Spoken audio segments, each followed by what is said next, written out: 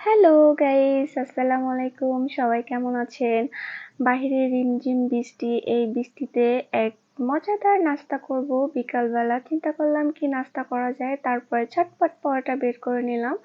তো এই বাহিরে দুদিন ধরে এত বৃষ্টি, এই বৃষ্টিতে কিন্তু গরম গরম পরোটা আর গরুর মাংস খেতে কিন্তু সেই জমে যাবে, সেই মজা হবে।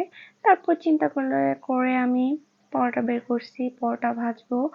আর বাইরে এত সুন্দর টিপটিপ বৃষ্টি হচ্ছে, এই বৃষ্টিতে গরম গরম পরোটা আর গরুর মাংস, আহা কি মজা। তারপর আমি এই তো পরোটা বের করছি, পরোটা এখন ভেজে নিব।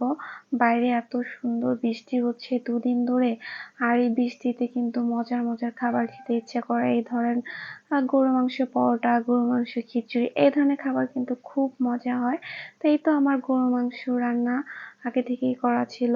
একদম ধোয়া ওঠা গরম গরম গরুর মাংস আর ধোয়া ওঠা গরম গরম পরোটা খেতে কিন্তু সেই মজা। আপনারা এরকম রিমঝিম বৃষ্টি ভেজা বিকালটাতে একটু ট্রাই করবেন খাওয়ার জন্য। আমি তো খাচ্ছি সেই মজা। পরোটা ভাজিয়ে নিয়েছি, বিফ করেছি, আহা কি স্বাদ। দেখেন কি সুন্দর একটা কালার হয়েছে তরকারির, মানে দেখতে যেমন সুন্দর হয়েছে, খেতেও কিন্তু সেই মজা হয়েছে, হেভি টেস্টি হয়েছে। আর বাইরে ধুমায় আর বৃষ্টি হচ্ছে, তো এই বৃষ্টিতে এরকম মজাদার খাবার খেতে কিন্তু খুব ভালো লাগে সবারই। তো এই তো আজকের ভিডিওটা কেমন হলো, সবাই লাইক কমেন্ট এন্ড শেয়ার করবেন। ভালো থাকবেন, আল্লাহ হাফেজ, বাই বাই।